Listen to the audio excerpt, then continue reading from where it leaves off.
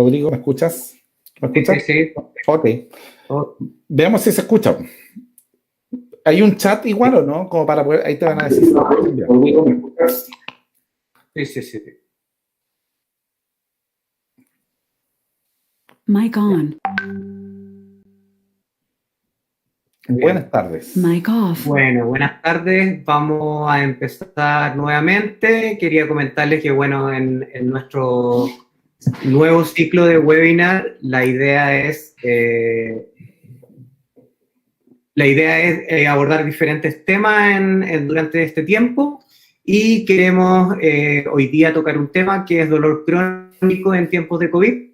Así que hemos invitado a nuestro doctor Alejandro Rodríguez, médico fisiatra de Clínica Los Coihues. Él trabaja hace 6 años en nuestra institución. Además, decir que el doctor es miembro de la Asociación Chilena para el Estudio del Dolor y Cuidados Paliativos. Además, es miembro de la Sociedad Chilena de Medicina Física y Rehabilitación.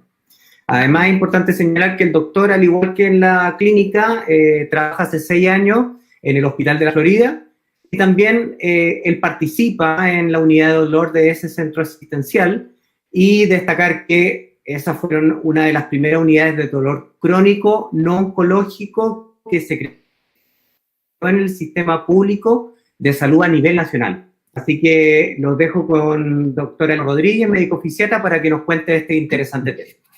Bueno, muy buenas tardes. Luego de este pequeño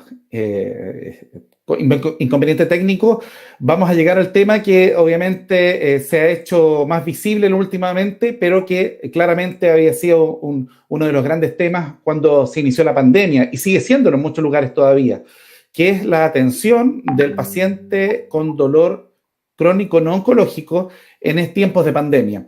Y en ese sentido sabemos que mucho se concentró a nivel de prensa, en general en el día a día, de hablar de ventiladores mecánicos, de hablar de las camas de UCI, ¿cierto? De hablar de los elementos de protección personal, mascarillas, escudos faciales, etcétera. Pero hay un grupo de personas, hay un grupo de pacientes que vamos a ver que no es poco frecuente, que padece dolor crónico no oncológico. Y en ese contexto, la manera de poder visibilizarlo, uno de ellos es a través de este seminario, y segundo es cómo se van reabriendo, entre comillas, las oportunidades para este tipo de pacientes en su manejo, porque nos vamos a dar cuenta que las consecuencias que conlleva el no poder, el haber cerrado muchas veces hospitales, clínicas en el área de las unidades de dolor, ha hecho que estos pacientes se hayan visto mermados en sus atenciones. Y en ese sentido, el principal foco es visibilizar este tema y obviamente dar algunas recomendaciones nacionales e internacionales y algunos tópicos relevantes a comentar en el día de hoy. Voy a presentar, Rodrigo. Perfecto. Vamos a colocar acá.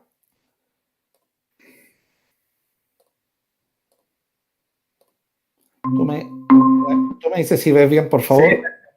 ¿Se ve ahí la bien. presentación? Bien. Sí. Lo que vamos a ver hoy día, obviamente, vamos a hacer el temario que está acá presente, vamos a hablar de generalidades del dolor crónico, claramente, vamos a ver el impacto que tuvo en el dolor crónico los pacientes que tienen dolor crónico con la pandemia del COVID-19, las consecuencias que conlleva, no solo a nivel físico, no solamente a nivel del dolor en sí, sino también las consecuencias psicológicas y sociales al respecto. Algunas recomendaciones, dudas que existen en el equipo médico, cuándo realizar una visita presencial, ver qué categorización podemos tener, y hay algunas propuestas que a nivel internacional nos dan para poder ver qué paciente podemos volver a ver, por ejemplo, en un hospital o en una clínica. Obviamente, una de las grandes bondades que nació o se reafirmó o se consideró con más potencia durante este tipo de pandemia ha sido la telemedicina, ¿cierto? Y en ese sentido vamos a hablar un recorrido al respecto en esta temática que es tan interesante. En la presentación, en general, tenemos que saber de que va dirigida no solo a profesionales de la salud, sino también están en este momento conectados, y tengo muy claro, varios pacientes en sí, varias personas que sufren de dolor crónico no oncológico, y obviamente también personas que quieren saber un poquito más sin necesidad de ser profesionales de la salud al respecto. Y en ese sentido tenemos que partir diciendo cuándo definimos dolor crónico. Y el dolor crónico en sí es aquel dolor que vaya más allá de 3 meses. En ese sentido, esa es la definición de por sí de dolor crónico, ¿ya? Y en ese sentido, tenemos que saber que tiene una alta prevalencia. A nivel mundial se habla entre un 15 y un 38%.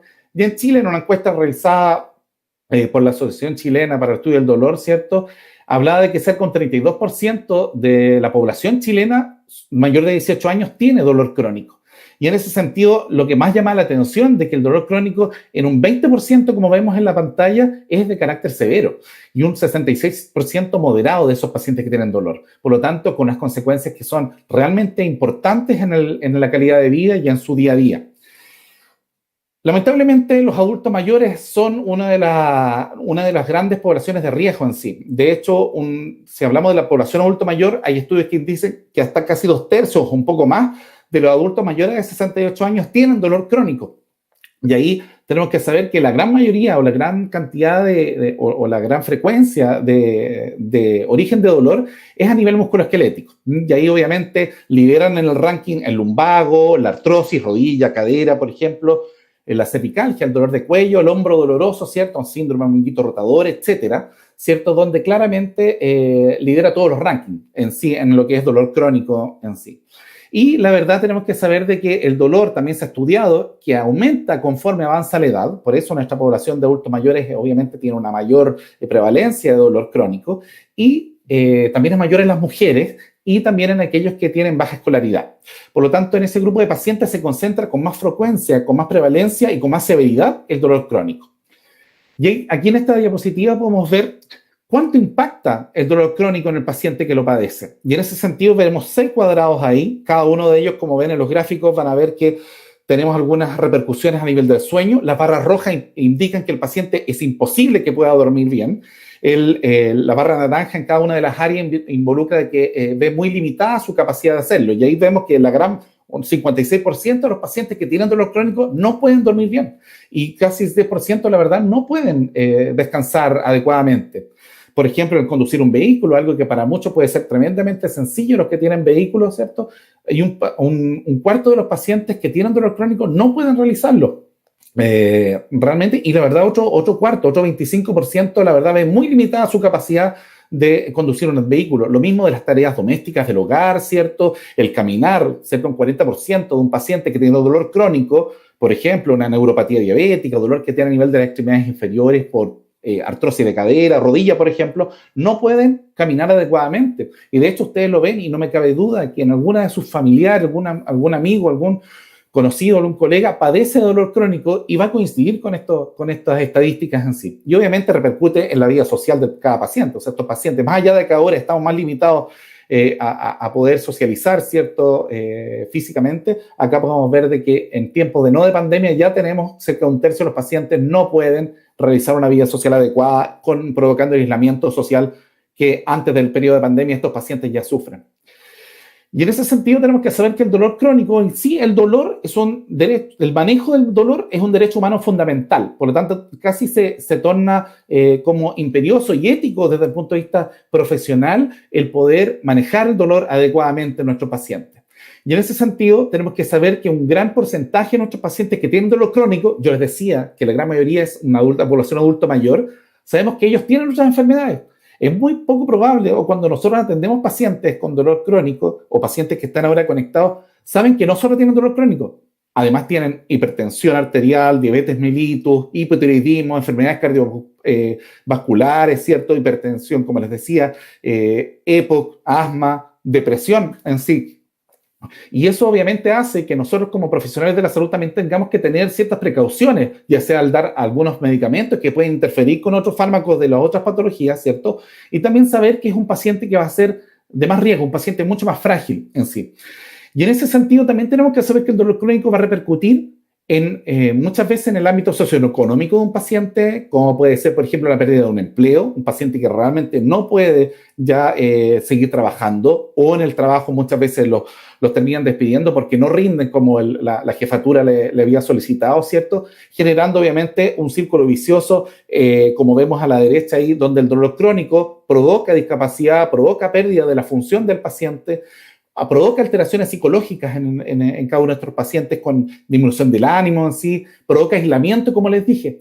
Y a su vez, como ven, es un círculo vicioso porque el aislamiento social en sí va a provocarte mayor dolor crónico, el dolor crónico va a provocar más discapacidad y en sí, si yo tengo una alteración psicológica o yo tengo el ánimo bajo, yo voy a tener mayor dolor crónico. Y si yo en sí tengo un dolor crónico, severo, moderado, mi ánimo también va a estar desmejorado. Y en ese sentido, obviamente, tenemos que ir a cortar en alguna parte de este círculo vicioso algunos eslabón para que finalmente podamos manejar adecuadamente a este paciente.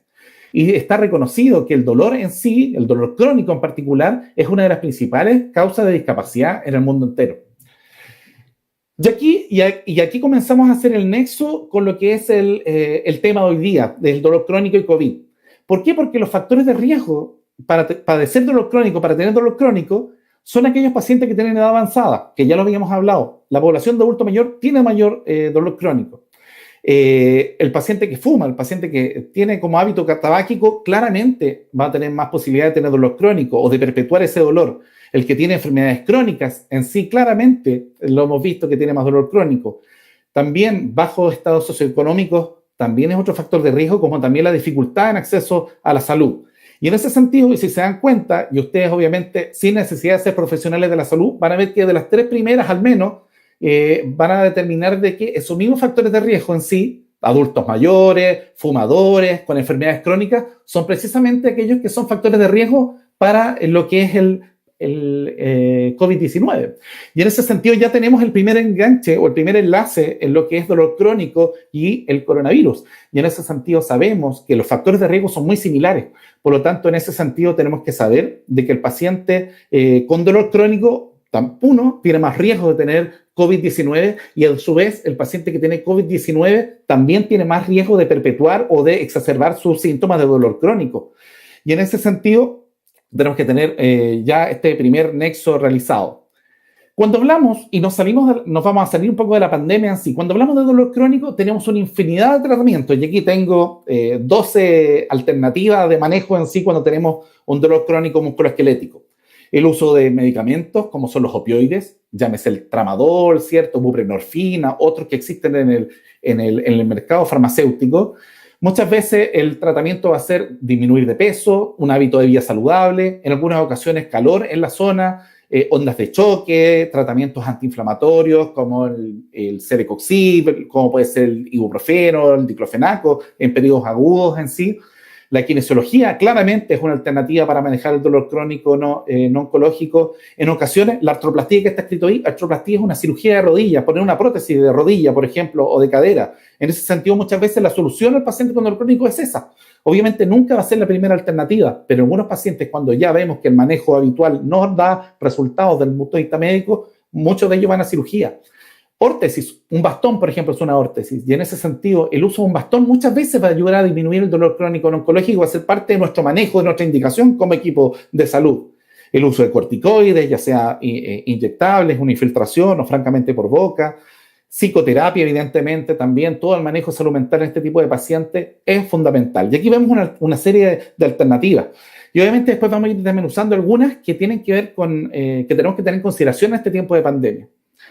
Y tenemos que saber también, y aquí tenemos otro eslabón de conexión con el COVID-19, es que como los pacientes en general dejaron de muchos de ellos de atenderse, de poder recibir la atención, ya sea en un hospital público, ya sea en una clínica que decidió no atender más ambulatorio y empezó a atender solo hospitalizados, claramente al negarle la posibilidad de su evaluación, de tratamiento o de francamente un seguimiento a aquel paciente que ya estaba con dolor crónico, claramente la condición del paciente va a empeorar en forma significativa. ¿Por qué no va a tener un seguimiento adecuado? Porque en la práctica el contexto actual de confinamiento, de aislamiento social, de ánimo bajo, va a hacer que el dolor se perpetúe con mayor facilidad en el tiempo. Y en ese sentido tenemos que saber al respecto de que la recuperación espontánea lamentablemente es poco frecuente.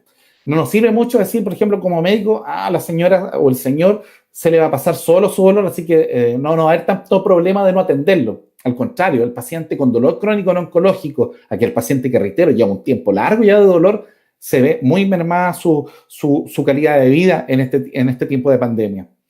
Y sí, tengo que reconocer y saber de que el tratamiento en general en tiempos no de pandemia y en tiempos de pandemia también, donde se ve mucho más complejo realizarlo, es de la manera que tenemos en esta imagen. Primero, la medicina física y rehabilitación en sí, la fisioterapia, kinesiología, terapia ocupacional, etcétera, el manejo médico, desde ese punto de vista, claramente es fundamental hacer un buen diagnóstico, hacer un buen seguimiento, un buen tratamiento. Y de la mano debe de ir, evidentemente, con una terapia psicológica. Es muy poco probable que un paciente que tiene dolor crónico no tenga alguna alteración desde índole de salud mental, no tenga un ánimo bajo, no tenga algún trastorno adaptativo ante una situación compleja que involucra que familiarmente va a estar a maltraer, de que laboralmente no está rindiendo bien, que sexualmente no está rindiendo bien. Claramente ese paciente va a requerir este eslabón de este círculo que es la terapia psicológica. Es fundamental en este tipo de pacientes educarlos mucho, más en este tiempo, mientras estén las opciones. Y ahí vamos a ver qué alternativas tenemos para verlo. Ya lo adelantamos delante, la telemedicina, educar al paciente. Muchas veces una conversación y educación respecto a los fármacos que él ya está usando o de estar atento a qué reacciones adversas puede provocar tal o cual medicamento es fundamental. Por lo tanto, educar al paciente en sí, donde yo probablemente le voy a decir como médico, ¿sabes? Yo hoy día te voy a manejar, vamos a iniciar tratamiento de dolor. Yo no le puedo ofrecer a este paciente decirte que va a estar un mes conmigo tratándote y en un mes tú no vas a tener dolor. Sería mentirle. Claramente, muchas veces las metas que nos establecemos, si el EVA es 10, que es una escala de valoración de dolor, que es de 1 al 10, donde 10 es el máximo dolor, 0 es el no tener dolor. Si tienes dolor 10, yo probablemente la primera meta en un mes o en 3 semanas va a ser que bajemos al 8 o al 7, no al 0. Y en ese sentido tenemos que saber y educar al paciente de que en esta atención médica, esta relación médico-paciente sea la más adecuada posible. Muchas veces el intervencionismo, una infiltración, un manejo bajo guía ecográfica o una infiltración con corticoides en algún momento va a ser necesario. Y a veces no va a ser necesariamente solamente tomar los medicamentos en pastillas o tener kinesiología. En muchos casos de reagudización de dolor, claramente una infiltración puede ser la ayuda. Y obviamente un tema fundamental y está al centro es el manejo farmacológico. Claramente los fármacos son fundamentales en los pacientes en general con dolor crónico. Y ahí vamos a ver que hay una infinidad de fármacos que vamos a ver, donde tenemos los antidepresivos, donde tenemos algunos medicamentos como puede ser la pregabalina, que algunos han escuchado la verdad, paracetamol, los antiinflamatorios en general y los opioides, que son un caballito de batalla súper importante, pero que tiene sus riesgos que hay que tenerlos súper reconocidos, más aún en tiempos de pandemia. Y ahora ya veamos cómo impacta el COVID-19 en el paciente que tiene dolor crónico. Y en ese sentido tenemos que saber de que el paciente en sí, al verse cancelado su procedimiento o las cirugías que tiene, hay pacientes que, créanme, tenían hora para cirugía de rodilla o de cadera para operarse, que esperaron 2 años para la cirugía, y llegó todo este tiempo de la pandemia, hace que finalmente, además de cerrar las unidades de dolor, toda el área ambulatoria inicialmente, hace que estos pacientes se vean disminuidos en su capacidad y en su calidad de vida. Muchas veces se enfocaron los recursos, y en la gran mayoría de los lugares públicos principalmente, se enfocaron los recursos en poder crear más UPC, en recurso humano que va enfocado a manejar ventiladores mecánicos, a la adquisición de nuevos ventiladores, etcétera. Pero la verdad, dejando de lado este tipo de pacientes ambulatorios, porque son pacientes que vienen generalmente ambulatorios, y sabiendo que los servicios crónicos de los pacientes que iban, por ejemplo, a controles cada 2 o 3 meses, generalmente, como se consideraron no urgentes, se dejaron de atender en un principio. Y ahí, obviamente, ¿cómo repercute en el paciente? Aumenta el dolor, claramente. Reduce la funcionalidad. ¿Qué quiere decir esto? Que el paciente que subía una escalera probablemente puede que ahora ya no lo pueda hacer adecuadamente o represente una calidad de vida tremendamente, un impacto muy grande en ese subir escalera, en el ejemplo que yo les di. Muchos de ellos van a tener mayor dependencia en los medicamentos. Aquellos que estaban probablemente controlados relativamente antes de la pandemia, lo más probable es que la pandemia lo haya descompensado y empezaron a usar más medicamentos. Muchas veces, al no tener el seguimiento del médico o del equipo de salud, hace que este tipo de paciente lo empiece a hacer a su manera. Si ya nos damos cuenta que los pacientes muchas veces lo hacen a su manera en tiempos no de pandemia, en tiempos de pandemia, créanme que lo hacen con mayor razón. Y nos damos cuenta ahora que nosotros estamos haciendo el contacto con ellos y retomando las atenciones. Tenemos que saber de que puede ocurrir abstinencia a opioides. Los opioides, por ejemplo, el tramadol, todos los que son derivados de la morfina, son muy buenos analgésicos ante un dolor moderado a severo. Sin embargo, aquel paciente que se le entregó su medicamento y que en la práctica le puede haber dejado la receta, pero después tú no lo controlaste más, claramente ese paciente y muchas veces se suspendió, interrumpió su tratamiento porque ya no le dieron, porque no encontró al médico para que le hiciera las recetas venideras, hace que finalmente el paciente pueda tener una dependencia opioide, abstinencia. Al igual que una abstinencia a cualquier otra droga, también puede ocurrir con aumento del dolor, con sudoración profusa, con temblor, con complicaciones que a la larga el paciente se siente muy mal, producto de que no continuó su tratamiento que llevaba durante mucho tiempo. Y aquí sí tenemos que saber que un paciente que tenga un mal control de dolor, un control mal llevado, maltratado, ¿cierto? Finalmente hace que, como no te están atendiendo, hace que finalmente muchas veces lleguen igual al servicio de urgencia, porque obviamente quieren algo para el dolor, donde finalmente van a exponerse ellos, van a exponer más a los profesionales de la salud, porque va a ir un paciente que en la realidad no debería haber ido, debería haber sido atrapado por otro lado ese paciente en el ambulatorio, hace que finalmente puedan también ayudar al mayor colapso de los servicios de urgencia. Y obviamente, ya lo conversamos, los síntomas psicológicos obviamente en pandemia se exacerban absolutamente. Y en ese sentido, también lo único que en parte sí hemos visto, entre comillas, positivo, es de que los pacientes en sí, los que están controlados en general, por el temor de ir al hospital, la verdad realmente consultan cuando realmente están mal. Ellos respetan bastante lo que es el aislamiento físico en general y el evitar acercarse a los centros asistenciales. Obviamente, el dolor crónico, ya lo vimos, produce estas consecuencias psicosociales en sí. Te va a dar, tiene más riesgo de que aumentes tu ánimo bajo, ¿cierto? Puedes tener incluso ideación suicida en casos más severos, ¿cierto? El paciente muchas veces tiene sentimientos más catastrofales en sí, pensando en que la verdad no voy a poder solucionar mi problema, muy negativo en general, producto de este aislamiento que nos produce ya de por sí el tener dolor crónico y con la pandemia asociado. Y obviamente todo esto va a empeorar las crisis de dolor. Ya el paciente con dolor crónico lleva de por sí un estigma. Y en ese sentido el paciente con dolor crónico muchas veces, y lo podemos ver en los pacientes, quizás en pacientes que están conectados ahora, de que muchas veces las familias no le creen del dolor. Nos toca en muchas ocasiones el tema de los pacientes con fibromialgia, donde está súper estigmatizado en la paciente, generalmente son mujeres, hay varones también, pero de que la fibromialgia no, el paciente está loco, está loca. Evidentemente no es así, y en ese sentido, si ya está estigmatizado ahora, más aún en tiempo de pandemia, donde tú tienes que compartir con tu red familiar con más cercanía, hace que muchas veces tenga un empeoramiento de tu sintomatología. Y saber de que si yo tengo más dolor, voy a tener más consecuencias psicológicas, y si yo tengo más consecuencias psicológicas o anímicamente yo no estoy bien, con mayor razón, en ese sentido va a empeorar mi dolor. Y aquí hay una paradoja en el tema del COVID-19. ¿Por qué? Porque en la práctica nosotros sabemos que en muchas ocasiones el COVID nos ha permitido tener más aumento de tiempo con la familia, poder estar más en la casa, tener más tiempo flexible, tener que viajar menos al trabajo. En muchas ocasiones las salidas se tornan mucho menores para evitar mayor, no sé, desde el punto de vista hasta gasto de benzina, gasto en transporte, etcétera. Hace que finalmente, se puedan buscar nuevos lazos sociales porque yo me quedo más en casa.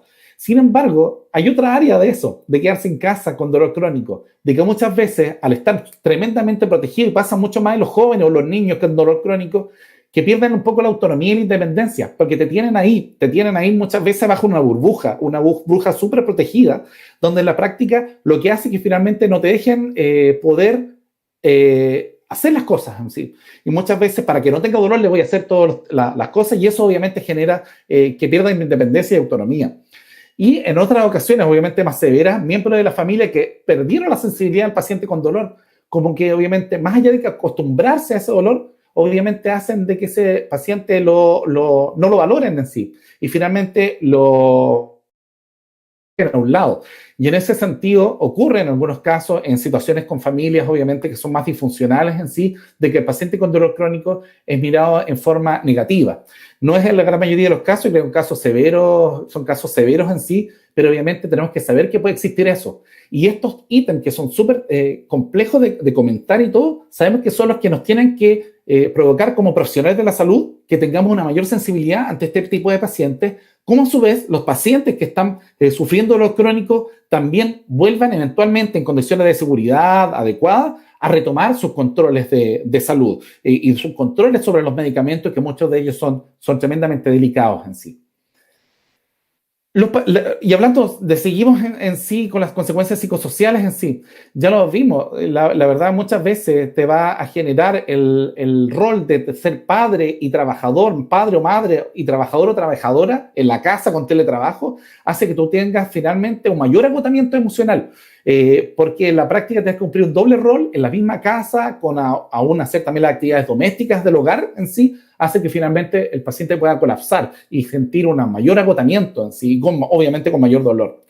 Y reitero esa frase que está ahí, el paciente con dolor crónico que no se trata puede llegar incluso a aumentar su depresión e incluso a niveles severos como lo vemos ahí, que es la ideación suicida.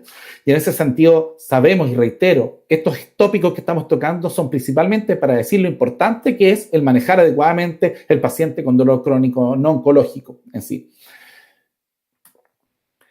Cuando hablamos del sistema inmune, cuando hablamos del sistema inmune son nuestras defensas en general.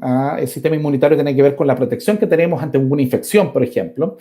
Sabemos que el dolor y el sistema inmune tienen una relación estrecha. Si yo tengo un dolor que está mal controlado, un dolor que está descompensado, yo voy a tener más inmunosupresión, voy a tener más alteración en mi respuesta inmune, voy a tener menos defensas en la práctica. Y en ese sentido tenemos que saber de que eso va a involucrar, asociado al adulto mayor, a la vejez, al dolor que tú tienes y a las comorbilidades, a las enfermedades en general que también tiene este tipo de pacientes, hace que tengamos, como dijimos en las primeras diapositivas, un mayor riesgo de infección por COVID-19. Y reitero, cuando tú vas a ver a los pacientes con COVID-19, me ha tocado verlos en el hospital, me ha tocado verlos en la clínica, cuando tú vas a ver al paciente que superó toda su complicación respiratoria severa, salió del tubo, etcétera, el paciente está con dolor y muchos de ellos ya tenían dolor de antes, por una artrosis, por un dolor que la verdad un lumbago, etcétera. Y ahí tenemos que saber que muchos de estos pacientes o pacientes que generalmente quizás no tienen COVID y que la verdad siguen padeciendo dolor crónico, usamos los opioides, que son los derivados de la morfina, el tramadol para el dolor moderado severo y los corticoides. Y en ese sentido tenemos que saber y reconocer, y esto va asociado también a consejos de los profesionales de la salud, tenemos que evitar el uso de opioides tan potentes como puede ser la morfina, como puede ser el fentanilo, porque ellos se ha descrito de que la respuesta inmune también te disminuye. Y en ese sentido potencia, ya si ya tenemos una respuesta inmune alterada o disminuida, el uso de la morfina o el uso del fentanilo, que ya se usa a nivel hospitalario, claramente, incluso parches que son ambulatorios, hace que tu respuesta inmune sea menor. De los más seguros de los opioides en general está la buprenorfina, que está en Chile está a nivel de parches. El tramadol es un opioide débil, en ese sentido grandes estudios con el tramadol en el sentido de respuesta inmune alterada, soy sincero, no la hay. Y también tenemos que reconocer, y en sí lo vamos a ver posteriormente, que tenemos que también poner una balanza, porque muchas veces el medicamento opioide, que si bien digo por un lado puede disminuir la respuesta inmune, muchas veces la solución a poder aplacar un poco el dolor, por lo tanto poner una balanza. ¿Por qué? Porque si yo aplaco el dolor o disminuyo el dolor, también voy a mejorar mi respuesta inmune, porque acuérdense que el dolor de por sí baja la respuesta inmunitaria. Entonces, en ese sentido tenemos que llegar como profesionales de la salud a un buen equilibrio y un consenso también con el paciente. Los corticoides inyectados generalmente también pueden llegar a disminuir las defensas, obviamente por boca o endovenoso también, pero en ese sentido tenemos que saber, como siempre, poner una balanza y el criterio médico aquí es la clave en sí.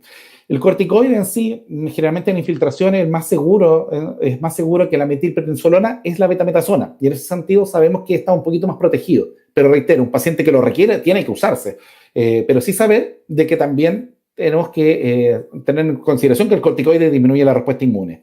Los AINES es la sigla de antiinflamatorios no esteroidales, el famoso ibuprofeno, diclofenaco, celecoxib, por ejemplo.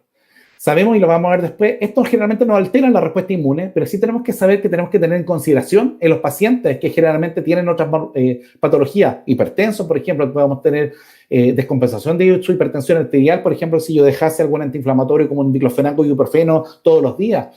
El ibuprofeno y diclofenaco, por ejemplo, hablamos como los más conocidos en general, ketoprofeno, etcétera, pueden provocar úlceras gástricas sangrantes y en ese sentido un paciente tenemos que saber de que para un dolor crónico en sí, el antiinflamatorio como esto no es la indicación. Generalmente son en periodos cortos, cuando estamos en un periodo agudo, generalmente sí lo podemos dar. Pero un paciente que usa todo el tiempo diclofenaco y ibuprofeno, nosotros tenemos que frenarlo en sí y si hay un paciente escuchando y viendo esto que usa todos los días diclofenaco, como ocurre en muchos de mis pacientes que de repente llegan en la primera consulta, no, hay que sacarlo rápidamente y explicarlo y educarlo al respecto. Y aquí estamos hablando de los opioides. ya hablamos algunas cosas. Tiene riesgos y beneficios. Ya vimos los riesgos. Tenemos que saber de que los beneficios son varios, y principalmente que disminuye el dolor moderado a severo. Tenemos que saber de que estos pacientes, si yo les suspendo el opioide, el tramadol, yo les suspendo el parche de opioide, etcétera, yo puedo tener un síndrome de abstinencia, al igual que una droga. Y en ese sentido tenemos que saber que el opioide en sí es muy bueno, pero también, como les decía, tiene sus riesgos y también puede provocar una adicción. Por lo tanto, nosotros tenemos que ser tremendamente juiciosos como médicos en poder decir en qué paciente dejamos opioide o no. No puede ser a tonta y a loca en cualquiera. Tenemos que saber de que como médicos tenemos que saber determinar cuándo iniciarlo, cuándo continuar un tratamiento, cuándo suspenderlo, cuándo no darlo. Y en un paciente, por ejemplo, que tiene abuso de otras drogas, yo no lo voy a dejar, no va a ser mi opción. Tendré que evitar ese tipo de fármacos. Y en ese sentido tenemos que saberlo. Tenemos que hacer un adecuado seguimiento. Yo no le puedo dejar a un paciente tramadol, por ejemplo, que es el más conocido de los opioides, y no verlo en 3 meses más o no verlo nunca más. Claramente ese paciente requiere seguimiento. Si no va a terminar, como ocurre muchas veces, comprando en la feria el medicamento de dudosa procedencia, con dosis que completamente son diferentes a las que están indicadas. Muchas veces el estrés en un paciente va a provocar que tú tengas aumento del dolor. Y eso va a hacer que el paciente, como no lo va a tener ahí en la atención, o no lo tuvieron a su médico tratante, o a quien le lo siga, va a usar más opioides, va a empezar a usar solo para el insomnio, para la ansiedad y la depresión. Voy a tomar unas gotas más, voy a tomar una pastilla más en sí. La automedicación o el cambio de indicación en sí es súper frecuente, lamentablemente. Y ahí es donde nosotros tenemos que estar súper educando al paciente del riesgo que conlleva eso. Y de hecho, en el insomnio probablemente te puede hacer dormir un tramadol si tú puedes tomarlo en la noche. Pero francamente, los estudios y la evidencia científica te dicen que probablemente va a ser por un corto plazo, pero cuando es a largo plazo ya no te va a servir ese tipo de medicamentos. Por lo tanto, no está indicado. Y en ese sentido tenemos que saber, y lo vimos, morfina y fentanilo, evitarlos dentro de lo que se pueda. Obviamente siempre poner una balanza los beneficios con el riesgo, y la buprenorfina es el más seguro en general de todos. Pero cuando yo voy a aumentar una dosis en general, yo siempre sugiero, en sí, y lo vemos, si tú no conoces al paciente, que tú lo cites presencialmente a una consulta. Ahí lo vamos a ver cuáles son las recomendaciones a realizar. Corticoides ya lo vimos, ¿cierto? Siempre trata de usar en dosis bajas, te va a inmunosuprimir, lamentablemente te disminuye las defensas. Siempre, reitero, en la balanza los riesgos con los beneficios y obviamente en mucha precaución a los pacientes con COVID-19, porque si ya tiene obviamente una merma en su estado inmune en sí, claramente el corticoide se lo va a empeorar. Evidentemente el corticoide en sí muchas veces se deja en un paciente con COVID porque te ayuda pulmonalmente hablando en un inicio, pero sí saber, reitero, poner en la balanza. El famoso ibuprofeno salió en la televisión, salió en los diarios muchas veces. No usar el ibuprofeno, salió una alerta importante de que el ibuprofeno con COVID no usarlo porque aumentaba las posibilidades de tener COVID o de empeorarlo. En ese sentido, esto finalmente fue desmentido posteriormente porque no hay evidencia hasta el momento tan potente que diga que el ibuprofeno es así. Se pensaba o se piensa de que aumenta los niveles de una enzima convertidora de angiotensina que hace que el COVID entre más fácil a la célula finalmente para atacarla. Pero en ese sentido esto no está. Y de hecho el ibuprofeno se sigue vendiendo, lo seguimos dando cuando corresponde. Lo damos poco en general en dolor crónico, soy súper sincero. Pero lo importante de los antiinflamatorios y COVID en general, de que tienes que tener ojo. Porque si un paciente que está usando, un paciente que puede estar, reitero, viendo acá el ibuprofeno, diclofenaco, el mismo paracetamol para el dolor, ojo que te puede enmascarar los síntomas iniciales del COVID, porque tú no vas a tener eventualmente una fiebre alta, vas a tener probablemente controlada tu fiebre porque estás usando algo para el dolor que te disminuye la temperatura, puedes tener menos dolores, puedes tener menos dolor de músculo porque estás usando un analgésico. Por lo tanto, ahí hay que tener ojo en los pacientes que usan este tipo de antiinflamatorio, porque la verdad te puede esconder los síntomas iniciales del COVID. Así que ojo con aquello. ¿Cuándo dejar, obviamente, el tema de las visitas presenciales? Claramente, en sí, las visitas presenciales se tienen que evitar al máximo. Y en ese sentido tenemos que saber de que visita que no es necesaria, claramente el paciente no debe de ir. Y en ese sentido a mí me pasó, para mí las primeras semanas del COVID, el primer mes me llegó una señora octogenaria, llegó ni siquiera por receta, llegó, señora, ¿qué hace acá? Y la verdad me dijo, no, venía a saludarlo, si estaba bien.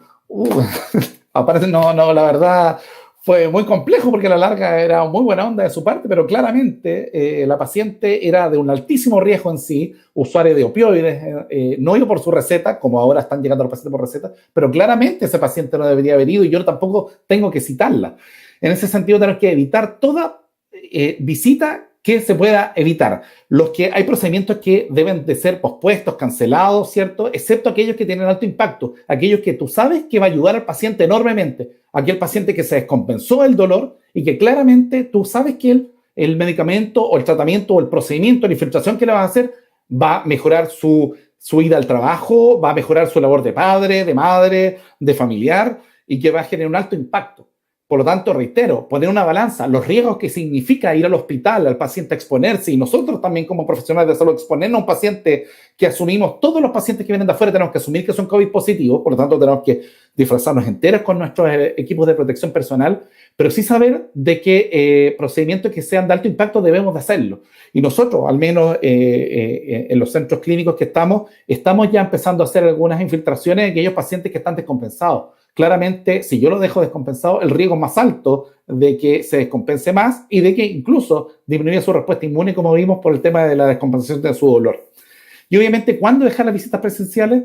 Cuando el dolor es muy severo, cuando hay potenciales complicaciones, si es que no se hace una intervención en sí. Por lo tanto, cuando yo veo que un paciente está yendo a cada rato a la urgencia, y el doctor sabe que estoy yendo toda la semana a la urgencia porque no aguanto el dolor, claramente esa paciente es para que yo la atienda con todos los elementos de protección adecuados, tanto para él como para nosotros como profesionales y para la sala en general, porque obviamente el riesgo de que siga yendo a la urgencia va a ser mayor que nos vamos a poner para una intervención. Y obviamente ahí piensan las recomendaciones en la pandemia. Primero, ya sabemos, los procedimientos que se puedan evitar por el momento, diferirlo, hay que hacerlo en sí.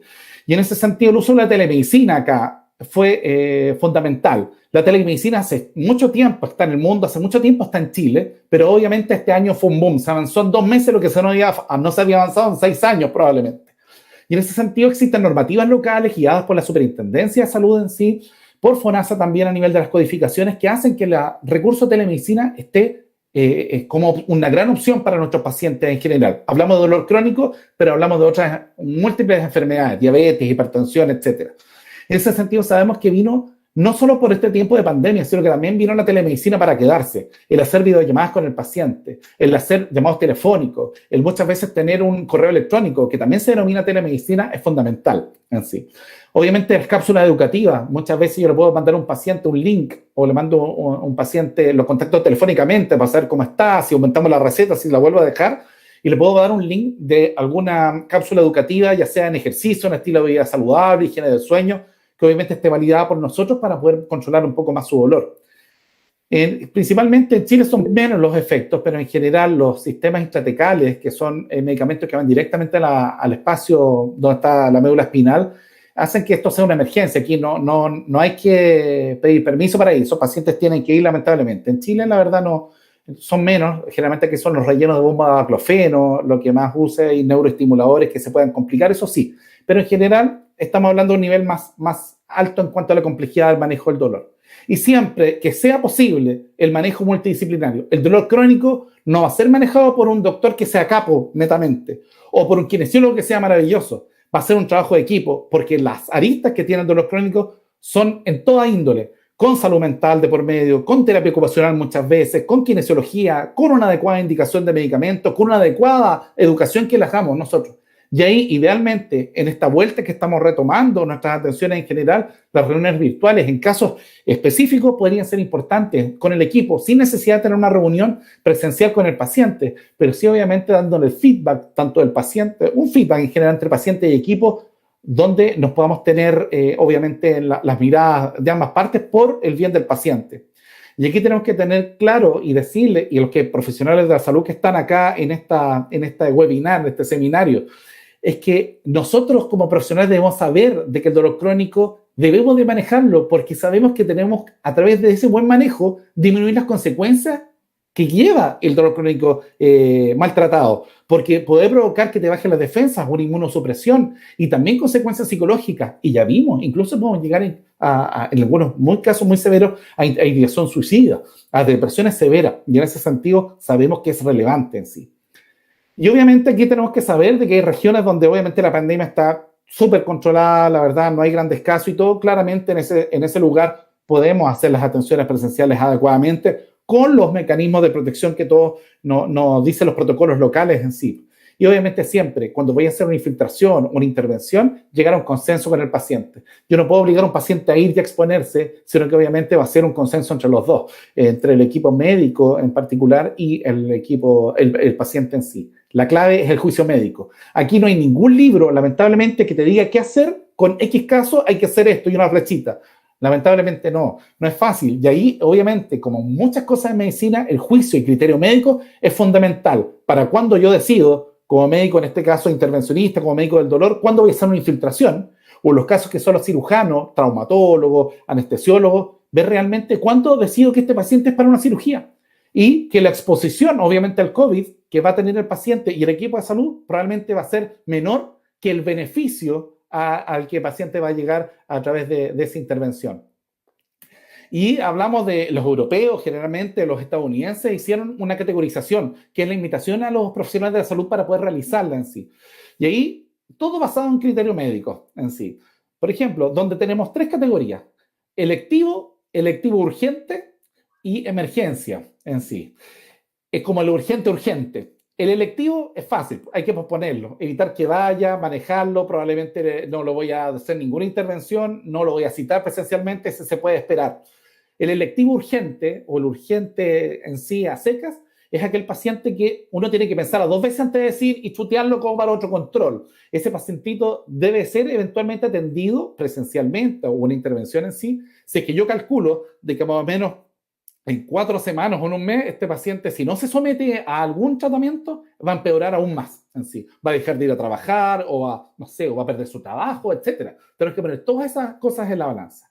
Y el último criterio es el que es emergencia, no posponer. El urgente es obviamente que el paciente que tiene una complicación o una cirugía que hay que hacer sí o sí, porque obviamente va a involucrar, si no, a que tenga que ir muchas veces a la urgencia, a que tenga que hospitalizarse por complicaciones, como puede ser, por ejemplo, una infección de alguna prótesis, de la rodilla, de la cadera, aquel paciente que tiene que ser intervenido. Y ahí da lo mismo en la exposición al COVID. Se harán todas las intervenciones que se tienen que realizar, pero obviamente el beneficio que va a tener el paciente va a ser mucho menor que el riesgo de la exposición en sí. Y ahí, reitero, criterio médico en sí. Los procedimientos, en general, una infiltración sencilla, tenemos que saber que generalmente es una forma ambulatoria. Y si yo cité al paciente a hacer esta infiltración, este procedimiento, tenemos que saber generalmente es un paciente que yo conozco. Por lo tanto, el examen físico que yo voy a hacer no ser tan exhaustivo como la primera vez, como un paciente que va por primera vez. Por lo tanto, la exposición en sí va a ser menor y debemos ir netamente al lugar que vamos a infiltrar,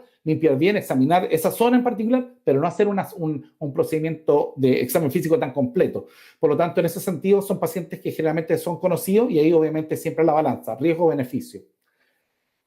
Telemedicina, uno de los grandes temas en general que nació y que ya lo comentamos. Tiene un alto nivel de satisfacción según algunos estudios, te genera mucha comodidad en algunos casos, tanto para el equipo como para los pacientes. Es conveniente, muchas veces te reduce costos en sí. Los mismos pacientes evitan un traslado, evitan tomar el metro, evitan mayor exposición en el traslado, evidentemente. Te ahorra tiempo, te ahorra dinero. Pero siempre trata de buscar una tecnología si estás atendiendo tu teleconsulta privada, si estás haciendo tu control en la clínica. Bueno, si ya estás en la clínica, nosotros ya tenemos en general el procedimiento armado en general, pero si tú quieres partir en esto, la tecnología que tienes que buscar es la que sea una sencilla.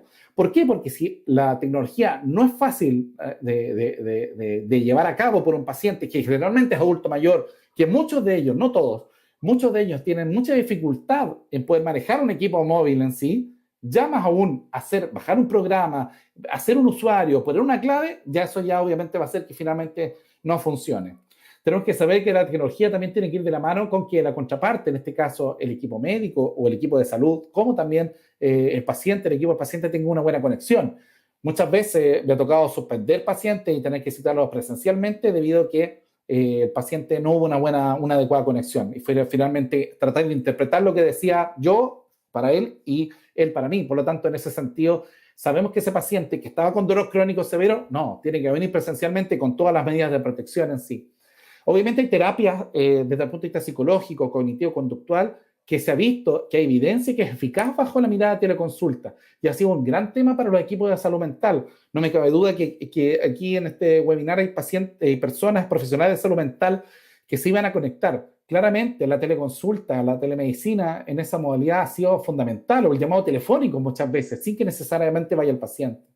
El manejo de trastornos del sueño, nosotros podemos hacerlo a través de indicar fármacos, a través de una videollamada o de un teléfono, manejo de estrés, etcétera, etcétera, etcétera. Puedes educar en sí mucho al paciente en eso, pero siempre sabiendo de que la telemedicina jamás va a reemplazar la atención presencial. Y aquí tenemos que ver, reitero, que el paciente, mientras podamos diferirlo y hacer consulta telemedicina, bien, pero si es un paciente que tú necesitas examinarlo porque está con dolor exacerbado y todo, tiene que ir a tu consulta con todas las medidas de protección. La telemedicina, la videollamada, la teleconsulta, que es lo que se denomina generalmente cuando hacemos la atención a los profesionales de la salud hacia los pacientes, nos ayuda mucho al seguimiento. Aquel paciente que tú ya lo conoces y tú quieres muchas veces saber cómo va con el opioide, si tuvo alguna complicación con el medicamento, tú lo puedes, por ejemplo, lo hacemos muchas veces, llamar por teléfono necesariamente, ni siquiera una videollamada, porque ya tuvieron el nexo, ya tuvieron el primer contacto. Y en ese sentido, saber de que es una buena alternativa para ver que el paciente no haya tenido complicaciones o si el medicamento que tuviste está siendo eficaz. Si tú hiciste un procedimiento, tú a través de la teleconsulta o la telemedicina, tú puedes determinar si el paciente necesita hacer un procedimiento y después que tú lo hiciste te permite ver si que el procedimiento ha provocado complicaciones, ha tenido un buen manejo. Saber, reitero, y en el hospital me ha tocado usar la consulta telefónica, una de las herramientas más baratas para el manejo remoto del dolor. Fácil para el paciente, porque el paciente generalmente tiene el equipo móvil, aunque sea un adulto mayor, y es fácil para contestar. Si es que ya tienes un nexo con el paciente, ya lo conoces, porque si no lo conoces es más complejo, la verdad. Se puede, pero obviamente es más complejo. Pero aquel paciente que tú conoces en sí y él te conoce, la llamada telefónica se transforma obviamente en un adecuado seguimiento. Siempre una primera consulta, lo ideal es obviamente, si es por telemedicina, una videollamada, que claramente es mucho más importante. En muchas ocasiones el seguimiento lo hacemos a través de correo electrónico, en aquellos que tú sabes que van a responder tus correos. No todos manejan el correo electrónico, pero sí varios lo usan, adultos mayores o hijos de los adultos mayores. A veces me toca hablar con nueras, con yernos en general, y que obviamente nos comunicamos para saber cómo va un tratamiento. Muchas veces yo no tengo la oportunidad ni siquiera en telemedicina para tener un control a la semana, pero sí un correo electrónico, verlo rápidamente y poder contestarlo en forma tranquila. Y en ese sentido sabemos de que, y ya lo vimos, que la telemedicina está enfocada a aquel paciente que tú sabes que va a andar bien, aquel paciente que tiene un adecuado apoyo, si es un adulto mayor, si el paciente domina el tema de los smartphones o domina el tema de internet, etcétera. Pero ojo, con aquellos pacientes que tienen trastornos cognitivos, aquellos pacientes que tienen trastorno emocional, no dominan mucho el tema o la verdad no te van a contestar evidentemente muy bien el teléfono, claramente te ayuda el hecho de que tengas la consulta presencial.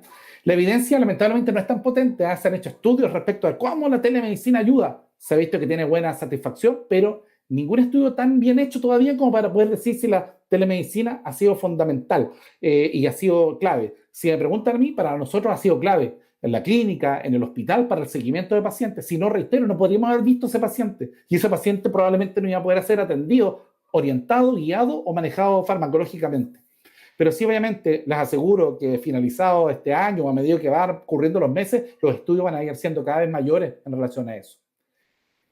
Como para ir finalizando, tenemos que saber de que la atención médica de rutina va a reanudarse a lo largo de los meses. De hecho, ya lo estamos haciendo mucho en nuestros pacientes. En la clínica nosotros estamos atendiendo pacientes presenciales con los adecuados equipos de protección personal, tanto para nosotros como pacientes, con aseo terminal después de las atenciones, etcétera. Y en ese sentido, sabemos que esto se va a venir. Se van a quedar algunos coletazos como en la telemedicina. Va a quedar la teleconsulta, va a quedar el paciente con el control de internet, hay pacientes que no van a poder trasladarse o porque tienen temor de ir con justificada razón, no van a ir al hospital o a la clínica. Ese paciente lo podemos continuar manejando de esa manera. Y en ese sentido tenemos que saber que tenemos que ser flexibles y adaptarnos a los nuevos métodos, como la teleconsulta, la telemedicina en sí. Saber en sí, y como para ir redondeando, de que aquí el manejo de dolor crónico en general de por sí ya es difícil, ya es complejo. Y el paciente que tiene dolor crónico, no me cabe duda que lo pasa mal en general. En este tiempo lo está pasando aún más mal, lo más probable. Muchos de ellos que no han tenido adecuado seguimiento. Pero sí, reitero, aquí el adecuado manejo de un dolor crónico no va con que solo se atienda con el médico, va de la mano muchas veces de que tengas también una guía desde el punto de vista de salud mental, psicoterapia, muchas veces psiquiatría, en este caso muy severo, muchas veces va de la mano de kinesiología, cuando no puede ir hay consulta telemedicina a través de los equipos de terapia ocupacional o terapia kinésica, pero sí, claramente, aquí no es netamente que el médico va a ser el que va a manejar tu dolor, es un contexto y también tu contexto familiar, porque yo puedo dejarte el mejor medicamento, el mejor kinesiólogo, el mejor psicólogo, el mejor psiquiatra, pero si tu ambiente familiar no es el más favorable, claramente va a ser mucho más complejo manejar en sí la situación.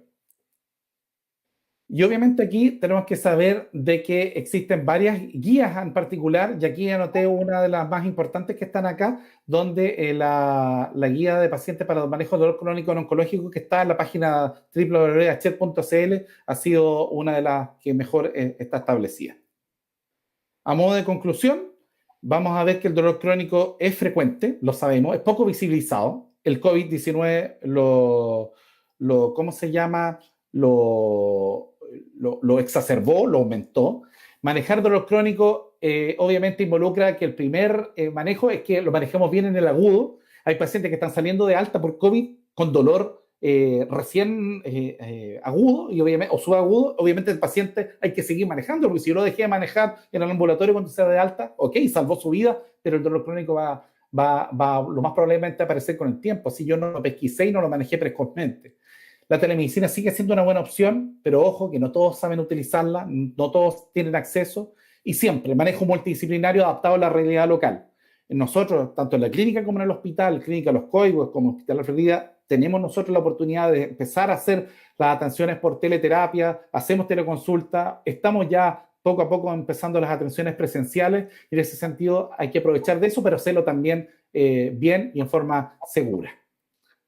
Eso es lo que les quería plantear hoy día a ustedes hoy día. Reitero, visibilizar el tema. Espero que hayan habido pacientes que tengan dolor crónico y que sepan de que no son los únicos que lo están pasando mal. Y obviamente es un tremendo desafío, Rodrigo, para ahora.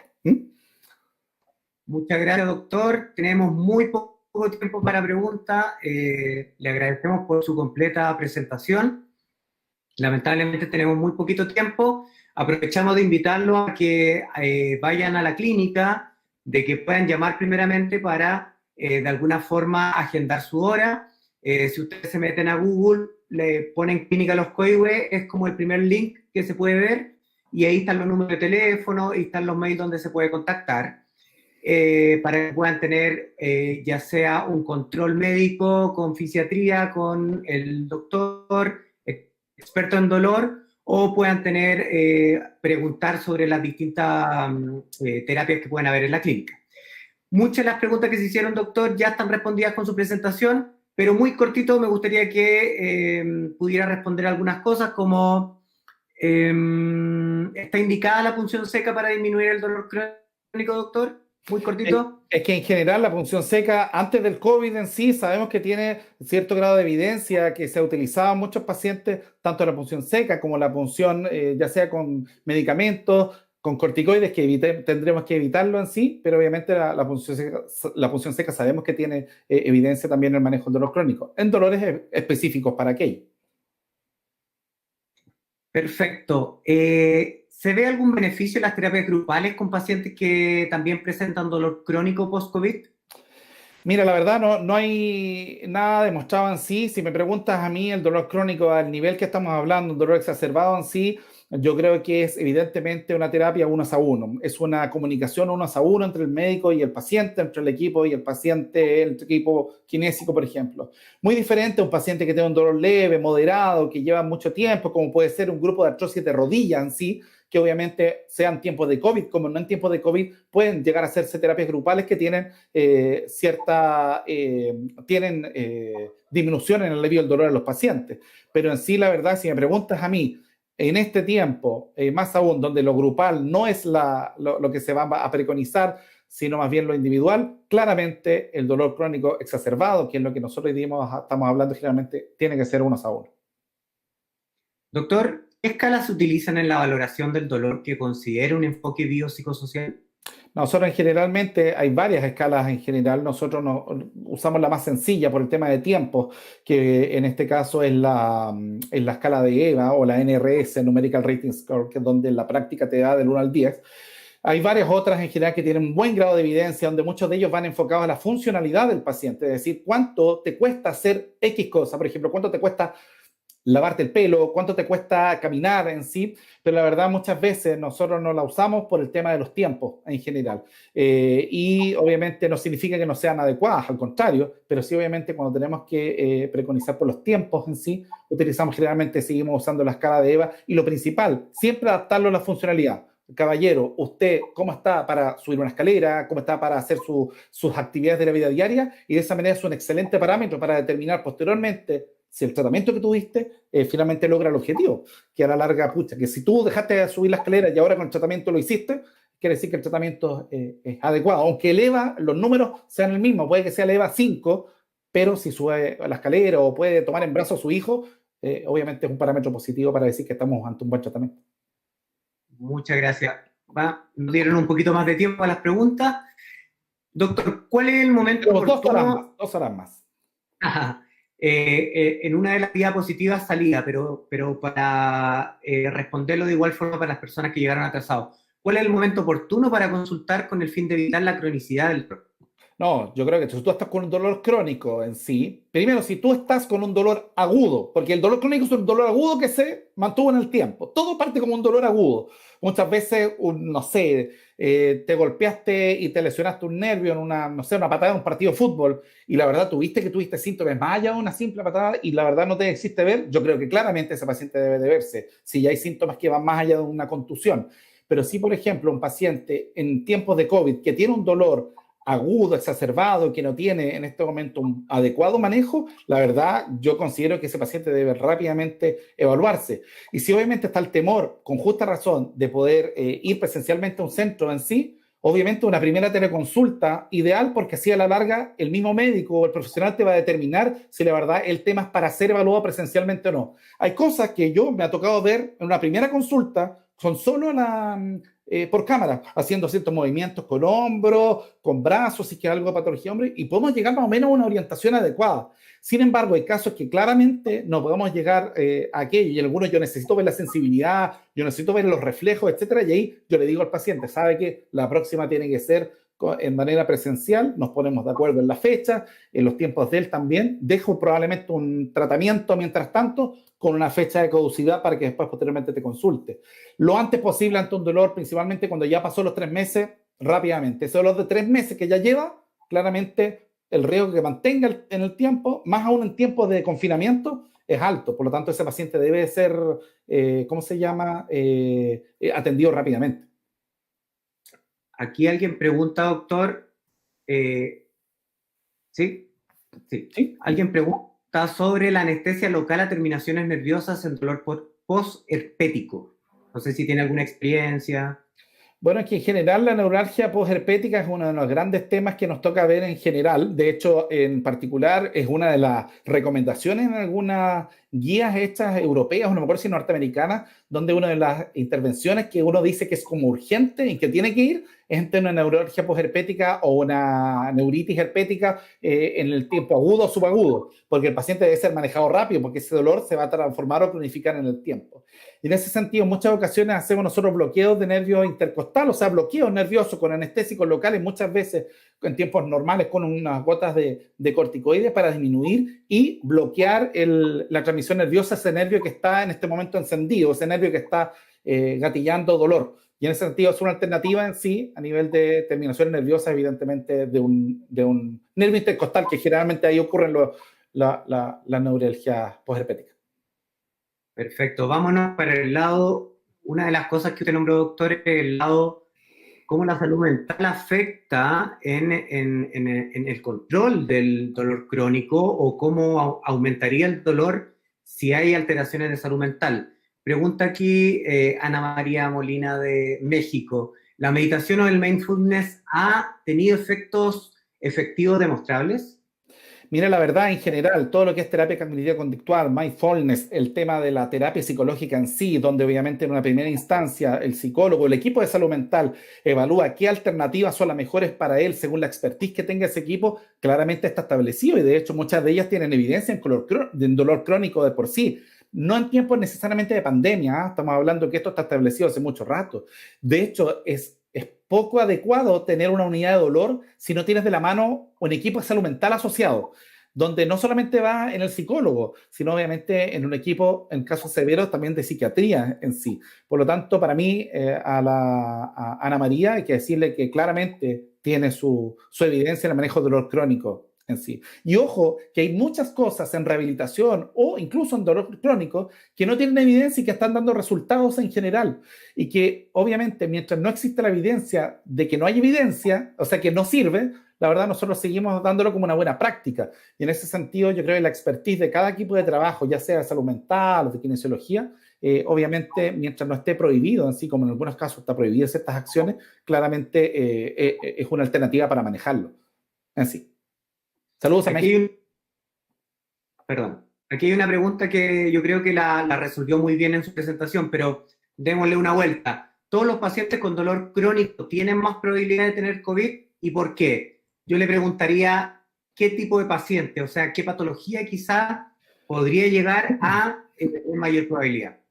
Es que en general los factores de riesgo de COVID son los mismos de los crónicos, por lo tanto es muy complejo poder determinarte que dolor crónico es exactamente igual a COVID y que tú te vas a infectar más fácilmente. ¿Qué es lo que considera el dolor crónico? Que los pacientes que tienen dolor crónico precisamente tienen las mismas comorbilidades o factores de riesgo que aquellos que tienen COVID. Lo que le podemos agregar que muchos pacientes con dolor crónico están usando fármacos que también te pueden provocar descompensaciones desde el punto de vista inmunodepresión o disminuir las defensas, como son los opioides en altas dosis, etcétera, o corticoides que estuvieran usando. Pero además lo que sí está establecido y está también preconizado es que el paciente con dolor crónico reagudizado, porque tú puedes tener un dolor crónico, puedes tener un dolor crónico toda la vida. Hablamos, por ejemplo, de fibromialgia. La fibromialgia es una condición crónica que tú como fibromialgia vas a mantener en el tiempo. Vas a tener un dolor que probablemente nunca va a llegar al cero, pero sí puedes mantenerte una calidad de vida adecuada muchas veces. Pero las exacerbaciones de dolor, las crisis de dolor hacen que tú tengas un sistema inmune que obviamente gatilla hace que tenga más riesgo en sí. No hay una clara relación, pero sí claramente el hecho que tú tengas los mismos factores de riesgo hace que finalmente tengamos cruzado este tema del COVID-19 con el dolor crónico. Reitero, pacientes fumadores, los pacientes con enfermedades crónicas, los pacientes que tienen edad avanzada, son los mismos que son los que generalmente tienen dolor crónico. Y es muy raro que un paciente COVID-19 complicado que llegue, son muy pocos los casos que la verdad nunca tenían dolor, no tenían hipertensión, no tenían diabetes, no tenían EPOC, no tenían nada. La gran mayoría de los pacientes tienen comorbilidad y eso lo vemos nosotros diariamente. O sea, y los que trabajan en el hospital o en la clínica ven que claramente tienen comorbilidades asociadas. Va por ahí, no es un lazo directo, pero sí obviamente una relación muy estrecha. Dos preguntas que se relacionan en sí. ¿Qué estrategia en el ámbito de la telerehabilitación se pueden implementar para abordar con estos usuarios? Y pregunta uno de los auditores, ¿calor o frío en el dolor? Pucha, depende. En general, usted sabe que la crioterapia o la termoterapia en sí tiene evidencia ambas como para ello, así como por ejemplo nosotros en patología neurológica, en la espasticidad, también tenemos evidencia entre comillas en ambas, ¿no? Muy fuerte la evidencia, pero generalmente nosotros en particular usamos más calor, no significa que sea lo único que está autorizado en sí, en las patologías con pacientes con patología crónica y pacientes en general que hacemos crioterapia son pacientes con lesiones agudas en general. No está establecido de que sea una mejor que la otra en particular y hay pacientes que han usado frío por ejemplo, la zona lumbar para manejo de un dolor de un lumbago crónico y han tenido buena respuesta en sí. Pero en la práctica no hay algo establecido en sí.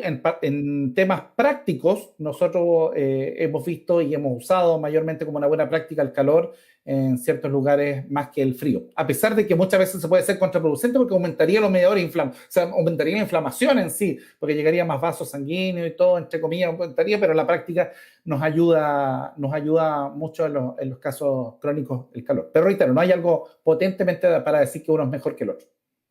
Perfecto. Doctor, creo que lo dijo al comienzo, pero algunos tips para identificar los tipos de dolor, sobre todo este dolor crónico, ¿Ya? característicos. ¿Pero a qué te refieres, tipo de dolor? Aquí preguntaron por los tipos de dolor, yo creo que mezclar de los distintos tipos de dolor. Neuropático, no sé.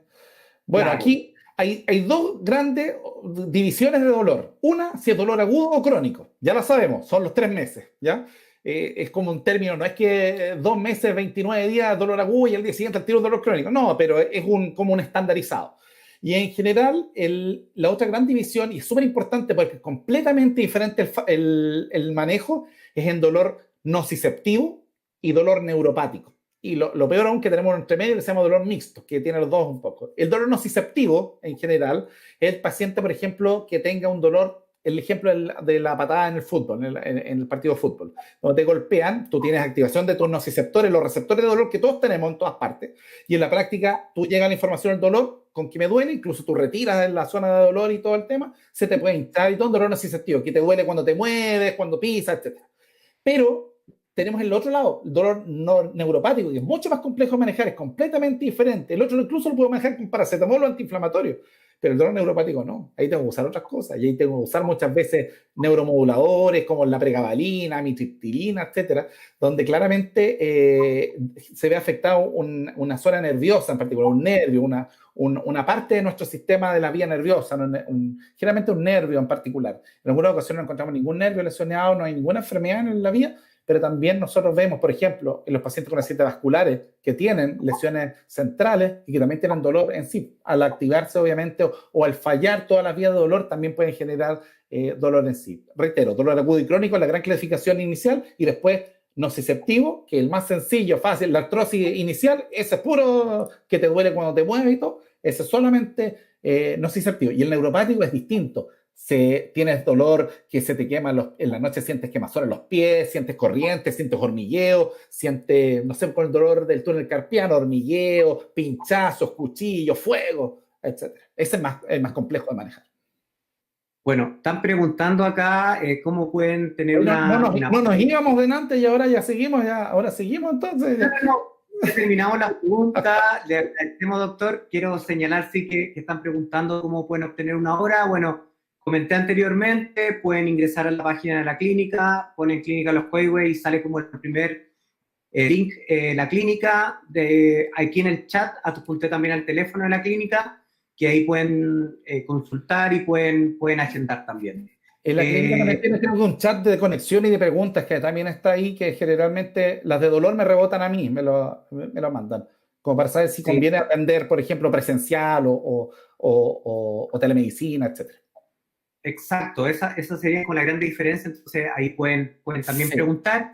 Les compartimos, por favor, que puedan suscribirse a las redes sociales. Aquí hay una campanita que es suscripción de YouTube, porque el día jueves 8 de octubre va a haber otro webinar, es un conversatorio de rehabilitación fonoaudiológica en adultos y los desafíos en tiempos de pandemia. Así que los dejamos invitados. Este va a ser con inscripción.